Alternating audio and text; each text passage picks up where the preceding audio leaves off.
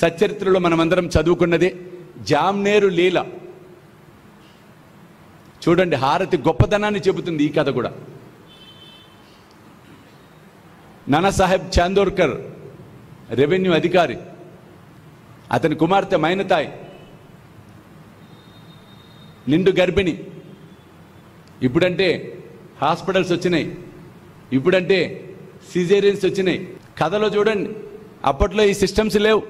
మంత్రసాని ఉంది, ప్రసవ వేదన, డెలివరీ కాన్పు దగ్గరికి వచ్చింది.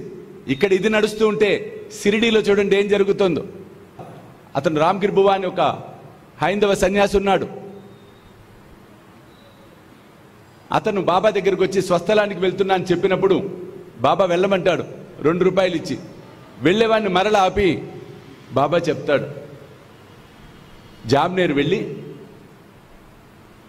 నానాసాహెబ్ ఇంటికి పోయి ఈ వీపూది ఈ హారతి పాట ఇచ్చి అంతా బాగుంటుందని చెప్పరా అన్నాడు బాబా. బాబా అది 2 రూపాయలు సరిపో వీడి బాధ ఇది. వీడేమో నసుకుతాడా బాబా అంటాడు.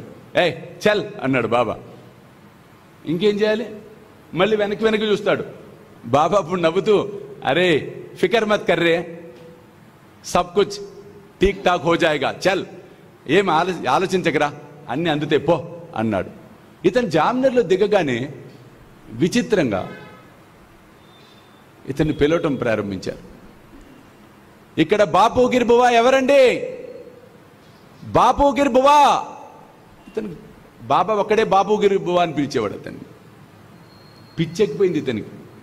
నేనే ఎవరు ఏంటయ్యా? చాందోర్కర్ గారు మీకోసం టాంగా పంపారండి.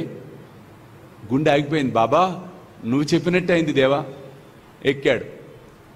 చూడండి, మానవుడికి మనోవికారం అనేది ఒకటి ఉంటుంది.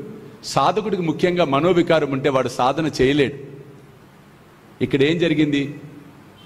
బండి పోతూ ఉండగా ఒక నీటి గుంట దగ్గర బండి నాపి, అయ్యా మీరెప్పుడు భోజనం చేశారో ఏమో, నా దగ్గర భోజనం ఉంది, కాస్త తింటారా అని అడిగాడు ఆ టాంగా నడిపేవాడు.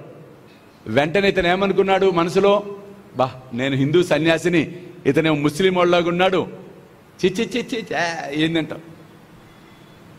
అని మనసులో అనుకుంటున్నాడు. పైకి నవ్వుతూ ఉన్నాడు. అప్పుడు అతను ఏమన్నాడు చూడండి, అయ్యా మీరు నన్ను చూసి ముస్లిం అనుకుంటున్నారేమో, నేను గర్వాల్ దేశపు క్షత్రియుణ్ణి అన్నాడు. ఇతనికి ఒక్క నిమిషం పిచ్చెక్కిపోయింది.